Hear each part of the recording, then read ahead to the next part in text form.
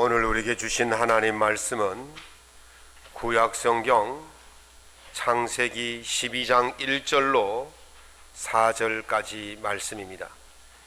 제가 갖고 있는 구약성경 14면에 있습니다. 창세기 12장 1절로 4절까지 말씀을 우리 함께 낭독하겠습니다.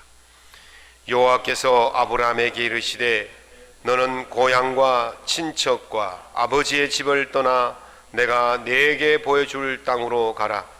내가 너로 큰 민족을 이루고 네게 복을 주어 내 이름을 창대하게 하리니 너는 복이 될지라. 너를 축복하는 자에게는 내가 복을 내리고 너를 저주하는 자에게는 내가 저주하리니 땅의 모든 족속이 너로 말미암아 복을 얻을 것이라 하신지라. 이에 아브라함이 여호와의 말씀을 따라갔고 롯도 그와 함께 갔으며 아브라함이 하란을 떠날 때에 75세였더라. 아멘. 오늘 본문 말씀을 가지고 가보지 않은 길을 하나님과 함께라는 제목으로 하나님 우리의 말씀을 함께 나누고자 합니다. 제가 고등부를 담당하고 있던 시절에 동계 수련회 또 하계 수련회 이렇게 2박 3일 내지 3박 4일씩 하던 때가 있었습니다. 요즘 코로나 때문에 그 수련회가 사라졌는데요. 어쨌든 그 당시만 해도 수련회는 교회 행사 중에서 가장 큰 행사 중에 하나였습니다. 한 해는 보통 수련회를 가면 한 곳에 머물러서 2박 3일, 3박 4일씩 숙소를 정해놓고 프로그램을 진행하는데 한 해는 이제 이동하면서 3박 4일 동안 이동하면서 프로그램을 진행을 했습니다. 권사님들과 그 남자 집사님들이 천막이며 치사도구며 트럭 한가득 싣고 학생들보다 한 서너 시간 빨리 출발을 해서 그 목적지에다가 텐트를 치고 치사도구를 정렬하고 식사를 다 해서 학생들이 도착하면 밥을 제공하고 숙소를 배정하고 또 진행하고 하룻밤 자고 나서 그 다음날 아침 되면 일찍이 아침을 먹이고 권사님들 다시 보따리를 다 싸가지고 그 다음 목적지로 먼저 출발하면 학생들은 또 한 오전 프로그램 하다가 그 다음 목적지로 가고 그렇게 3박 4일 동안 수련회를 한 적이 있습니다. 거의 이스라엘 백성들이 광야 생활하는 것처럼 천막을 쳤다가 걷었다가 그렇게 이동을 했죠. 그걸 위해서 저희들이 한 달 전부터 치밀한 계획을 세우고 예행 연습을 하고 그렇게 하고 나서 그 실행을 했습니다. 이스라엘 백성들이 출애굽을 하여서 광야에 40년 동안 사는데 그냥 무질서하게 막 살아간 게 아니에요. 장정만 60만 명이니까 그냥 내버려 두면 그게 뭐 문제가 심각하게 일어나겠죠. 근데 성경을 보면 이스라엘 백성들이 얼마나 질서정연하게 움직였는지를 볼 수가 있는데 그 한 예가 그 진영을 갖출 때의 모습입니다. 제일 중앙에는 하나님의 성막을 만들어서 놓고 그리고 1차로 동서남북 사면에 레위 지파가 진을 칩니다. 그리고 2차로 12지파가 세 지파씩 동서남북해서 12지파가 진을 쳐서 정렬을 하는 모습을 볼 수가 있어요. 그렇게 질서를 지키지 않으면 60만 명이 어떻게 되겠습니까? 정신없이 그냥 혼란을 야기할 것이 분명할 것입니다. 이렇게 치밀한 계획을 세우고 떠나도 문제가 많이 생기고 어려움이 많이 있는데 계획을 세우지 않는다면 그 혼란은 불을 보듯 뻔할 것입니다. 크세노폰이 쓴 기루스의 교육이라는 책이 있어요. 아주 오랜 고전인데 기루스 왕은 성경에 바사의 고레스 왕으로 나옵니다. 그래서 신학자들 또는 현대 역사학자들은 바사가 페르시아고 고레스는 기루스다 그렇게 말합니다.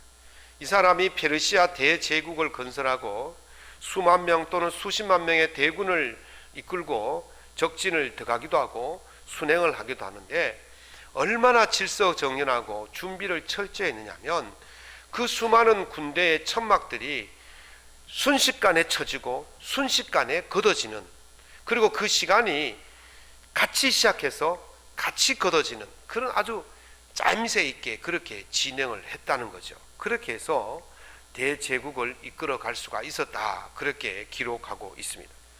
아마 이것이 수만 명, 수십만 명이 동시적으로 시작하고 동시에 끝마칠 수 있는 그것은 그냥 뭐 대충 준비해서 되는 것이 아니고 떠나기 전부터 아주 치밀하게 계획을 짜서 했기 때문에 그렇게 할 수가 있었던 것을 볼 수가 있습니다.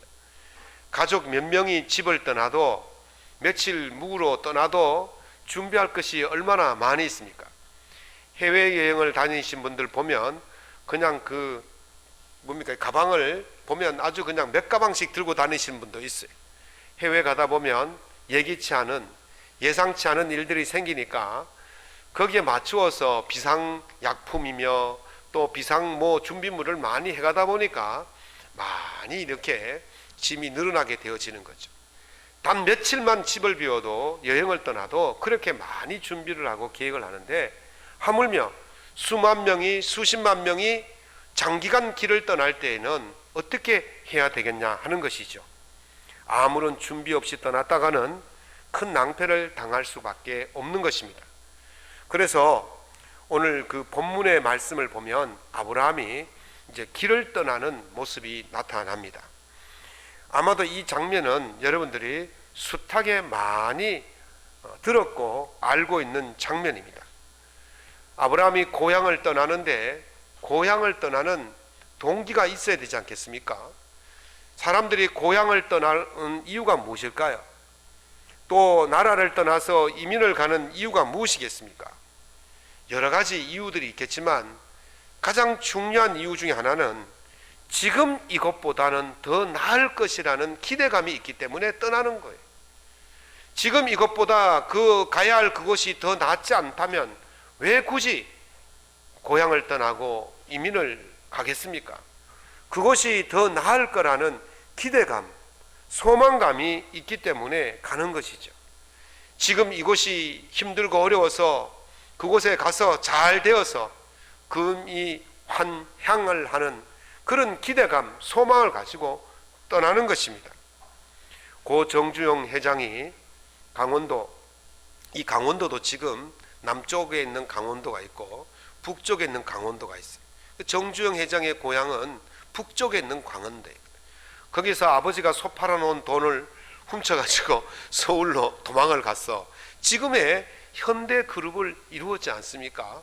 그런 기대감을 가지고 고향을 떠나는 거예요. 그러나 오늘 본문에 아브라함이 고향을 떠나는 이유가 석연치 않습니다. 부귀를 누리고 명예를 얻는 것이 고향을 떠나는 이유라면 떠날 이유가 없습니다. 거기에 차라리 머무는 것이 유리합니다. 가족이 있고 친지가 있고 또 국가의 보호를 받을 수가 있고 또 많은 재산들이 있고 또 거기에 문화가 같은 문화니까 이방인 취급받지 않는 안전한 곳이 바로 아브라함이 살고 있는 그 땅이었습니다. 먹고 사는 문제에 있어서는, 안전에 있어서는 별 문제가 없는 곳이기 때문에 굳이 떠날 이유가 없다는 것이죠. 또 떠나야 되는데 그것도 혼자의 몸이 아니고 5절에 보면 그의 아내 사라, 조카 롯과 하란에서 모은 모든 소유와 얻은 사람들을 이끌고 그렇게 기록하고 있습니다. 이것은 상당한 규모가 되었다는 거예요. 그냥 한두 사람이 가방을 훌 싸가지고 떠나는 그런 것이 아니고 정말 수십 명 또는 수백 명이 치밀한 계획을 세워서 떠나야 하는 그런 길이었다는 것입니다. 거기다가 아브라함의 나이가 벌써 75세입니다. 75세가 되시면 세상에 대한 소망이 별로 없어요. 뭐 더 높은 자리에 올라가려는, 더 많은 것을 가지려는 그런 소망이 별로 없어요. 지금 있는 자리에서 안락하게 편안하게 후손들과 더불어서 오손도손 그렇게 사는 것이 낙이고 손자들 재롱 보는 것이 낙인 거예요. 그런데 75세에 뭘 더 바라겠다고 그 고향과 그 고국을 떠나겠느냐 하는 것이죠. 한마디로 말하면 떠날 이유가 없는 것입니다. 그런데 아브라함이 떠났습니다. 오늘 본문을 통해서 우리가 한 번도 가지 않은 그 길, 그 새 길을 떠날 때에 어떤 자세로, 어떤 마음으로, 어떤 준비로 떠나야 하는지에 대해서 생각해 보아야 할 것입니다. 아브라함이 본래 살던 그 땅은 갈대아 우르입니다. 지금은 하란에 머물고 있지만 갈대아 우르는 여기 그 하란에서 한참 떨어진 그 유프라테스 강 하류에 있는 지방이에요. 그것이 수메르족의 가장 번성한 도시 중 수도였을 것이다. 그렇게 학자들은 이야기를 하고 있습니다. 그러니까 대도시에 살고 있었단 말이죠.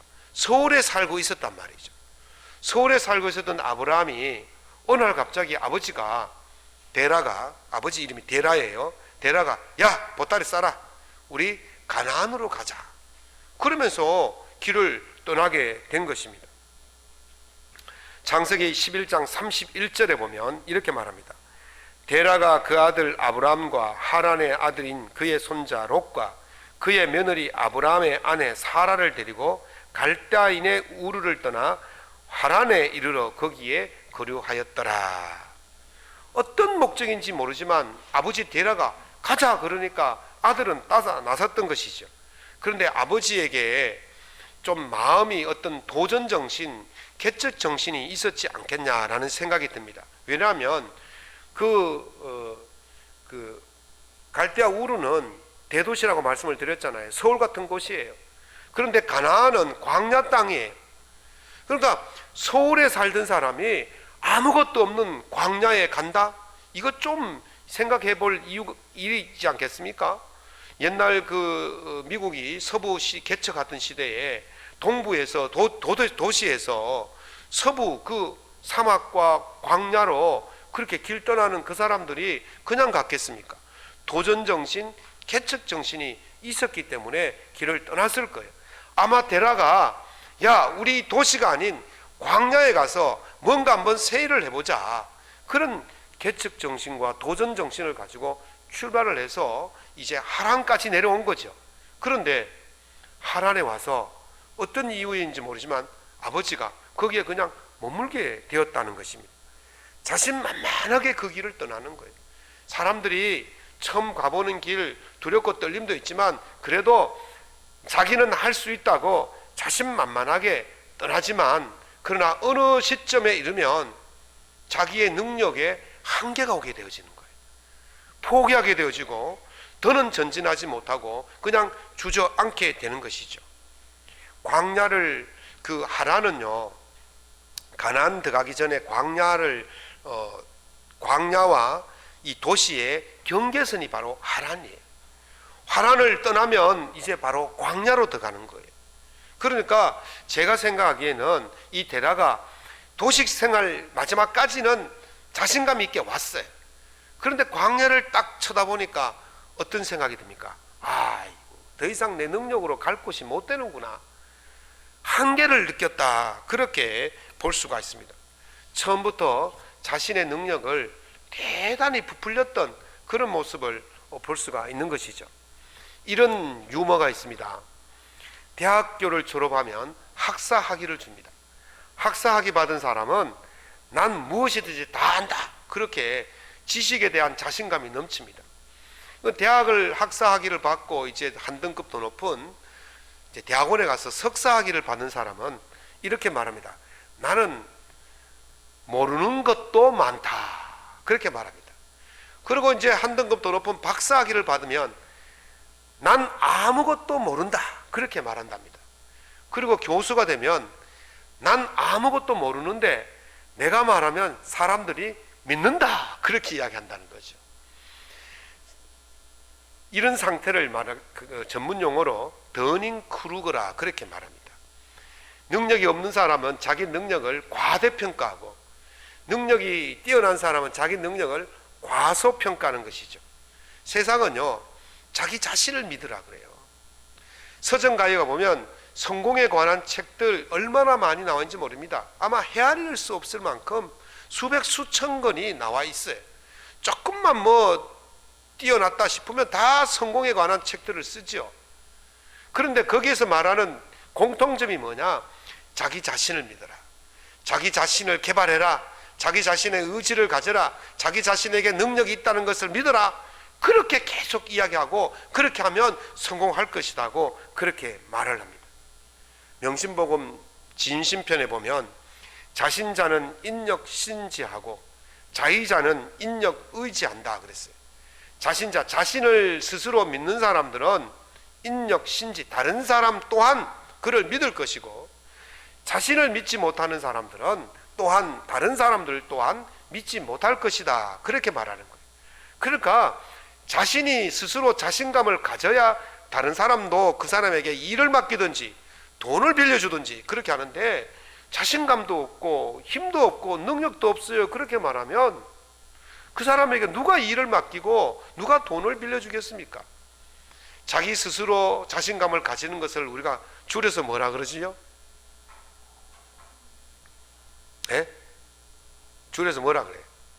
자신이 자신 긍지를 가지고 자신감 가지는 거예요. 예? 잘 모릅니까? 집사람이 저보고 그래요. 항상 당당하게 친구들 만나고 개척교회 할 때부터, 어려운 교회 할 때부터 그렇게 하니까 도대체 당신의 자신감은 어디서 나오냐? 이렇게 물어요. 어디서 나올까요? 그 자신감이. 내가 자신감이 있어야 누가 말도 걸고 누가 돈도 빌려주고 누가 일도 맡기고 상담도 하고 그렇지, 나는 아무것도 아닙니다 라고 그렇게 말하면 누가 그 사람을 찾아올 수가 있겠습니까? 자신을 너무 과소평가하는 것도 문제지만, 그러나 문제는 자신을 너무 과대평가하는 것도 문제예요. 그 자신감 너무 넘쳐나가지고 그 결국은 나중에 그 자신감에 다 허구였다는 것을 뽀록나는 경우도 있지 않겠습니까? 한 치 앞도 내다볼 수 없는 인간이 너무 자신감이 너무 넘쳐나면 결국에는 문제를 발생시킬 수도 있다는 것이죠. 욥기는요 무려 42장으로 되어 있습니다. 초반부에 욥의 그 고난받는 장면이 있는데, 그때 욥의 새 친구와 후배인 엘루가 찾아와서 욥을 위로하는 척하면서 이제 욥을 공격하는 거예요. 그런데 욥과 이 네 명의 사람이 4대1로 논쟁을 하는데, 거기에 나오는 그 이야기는 정말 주옥 같은 이야기예요. 전무후무한 이 그 지식과 그 뭐랄까 심오한 깊이의 그 글들이 그 속에 있어요. 지금의 문학가들이 그렇게 써낼 수가 없을 정도로 이 욥기는 대단한 문학에 있어서 굉장한 가치를 가지고 있는 내용들이에요. 그러니까 이 욥기에 나오는 그 욥의 친구들과 후배가 얼마나 심오한 이야기를 하고 욥도 굉장히 심오한 이야기를 해요. 그게 37장까지 계속 서로 논쟁을 하고 토론을 하는 모습을 볼 수가 있어요. 37장까지 그 이야기를 들으시던 하나님께서 38장에 가면 드디어 개입을 하십니다. 이렇게 말씀하십니다. 무지한 말로 생각을 어둡게 하는 자가 누구냐? 이 말씀에 아무도 대답을 하지 못하는 거예요. 우리가 보기에는 그 소설, 수필, 논문 이런 것들이 주옥 같고 대단한 것 같이 보이지만, 하나님 보시기에는 무지한 말밖에 안 된다는 거예요. 어리석은 말밖에 안 된다는 거죠. 그래서 하나님께서 욥에게 이렇게 말씀하십니다. 너는 대장부처럼 허리를 묶고 내가 네게 묻는 것을 대답할지니라, 그렇게 말합니다. 그러면서 하나님께서 천지 창조의 내력과 천지 만물의 운행과 섭리와 짐승들의 태어나고 자라고 죽고 식물들의 자라는 그 모든 이야기들을 쫙 해주십니다. 그때 욥의 친구들이 아무 말도 할 수가 없어요. 자기들이 몰랐던 그 심오한 이야기, 더 깊은 하나님께서 말씀을 해주시니까 자기들이 했던 그 말이 너무나 어리석었던 것을 깨닫게 되었던 거죠. 그래서 욥이 이렇게 말합니다.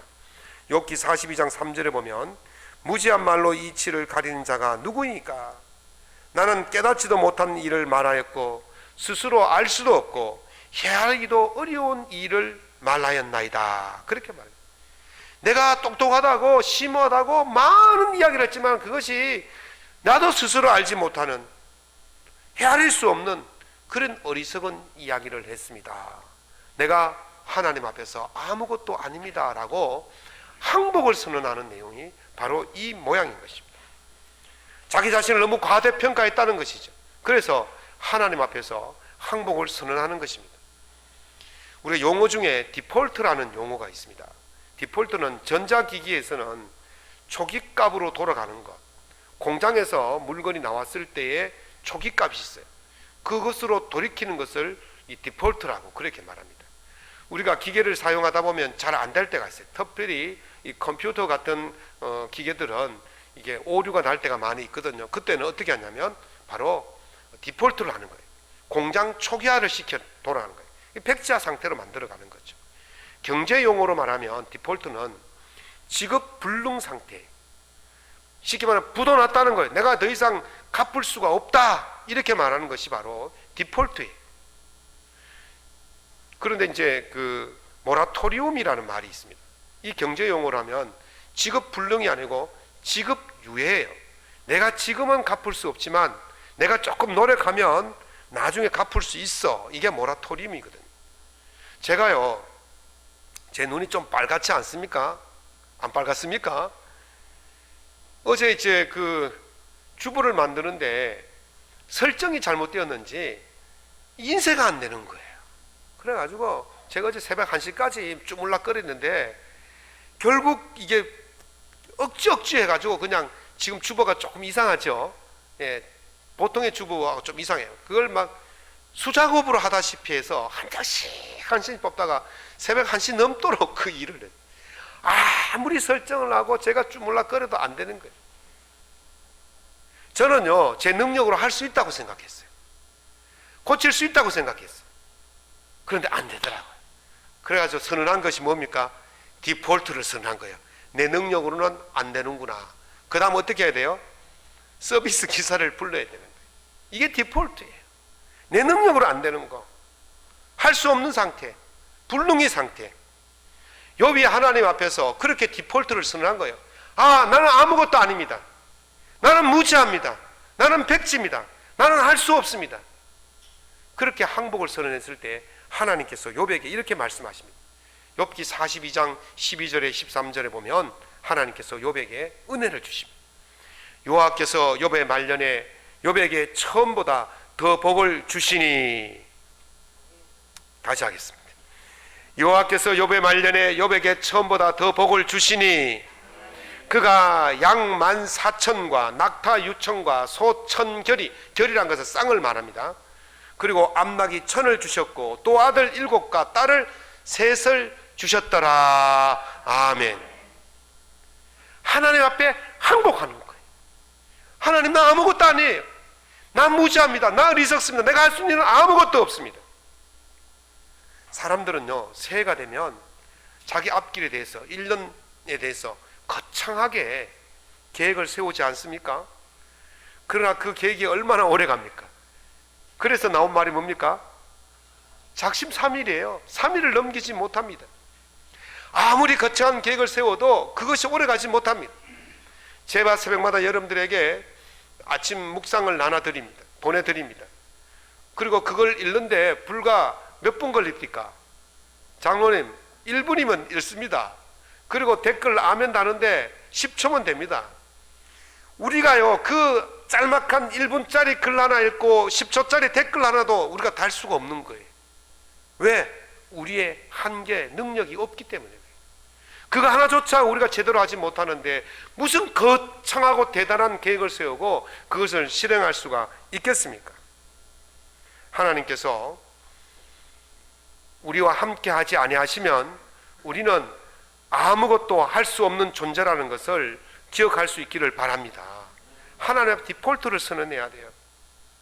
내가 아무리 거창한 계획을 세울지라도 하나님께서 함께 하시지 아니하시면 내가 이룰 수가 없는 거예요. 그래서 잠언 16장 9절에서 사람이 마음으로 자기의 길을 계획할지라도 그 걸음을 인도하시는 분은 여호와시니라. 아멘. 하나님께서요, 아브라함이 잘해서 복을 주신 게 아니에요. 우리가 잘해서 하나님께서 은혜를 주신 게 아니에요. 아브라함이 한 건 아무것도 없어요. 그런데 하나님께서 아브라함에게 이렇게 말씀하지 않습니까? 2절 3절입니다. 내가 너로 큰 민족을 이루고 네게 복을 주어 네 이름을 창대케 하리니 너는 복이 될지라. 아멘. 너를 축복하는 자에게 내가 축복하고 너를 저주하는 자에게 내가 저주하리니 땅의 모든 족속이 너로 말미암아 복을 얻을 것이라. 아멘. 욥이 잘했습니까? 욥이 뭘 했어요? 아브라함이 뭘 했기 때문에 하나님께서 이렇게 복을 주시냐 말이죠. 복을 주시는 것도 하나님이신 줄로 믿습니다. 창대케 하시는 이도 하나님이시고 우리를 복의 근원으로 만드시는 분도 하나님이시고 우리를 통해서 이웃들이 복을 받게 하시는 것도 하나님이신 줄로 믿습니다. 우리가 무엇을 했기 때문에 그렇게 한 게 아니에요. 오직 하나님이 그렇게 하신 줄로 믿습니다.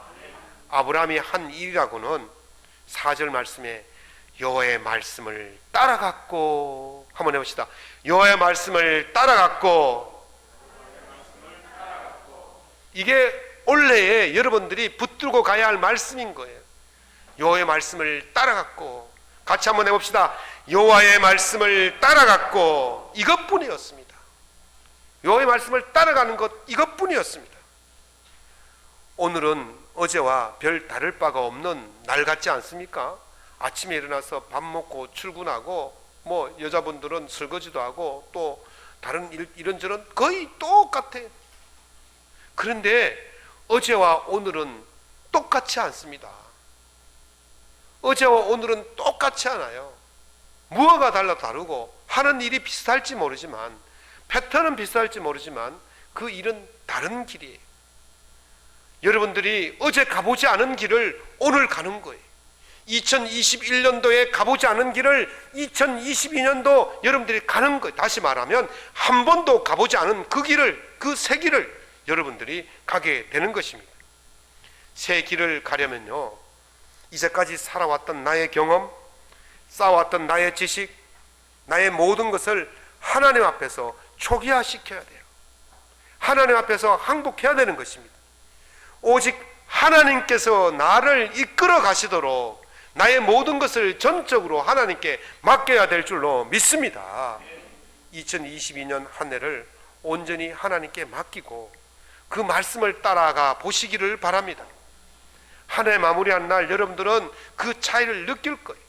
하나님께 맡기고 하나님 말씀을 따라가는 자와 그렇지 않은 자의 차이는 하늘과 땅 차이를 느끼게 될 것입니다. 우리가 이 한 해를 어떻게 살아갈 수 있겠습니까? 바울이 말한 것처럼 내게 능력 주시는 자 안에서 내가 모든 것을 할 수 있다.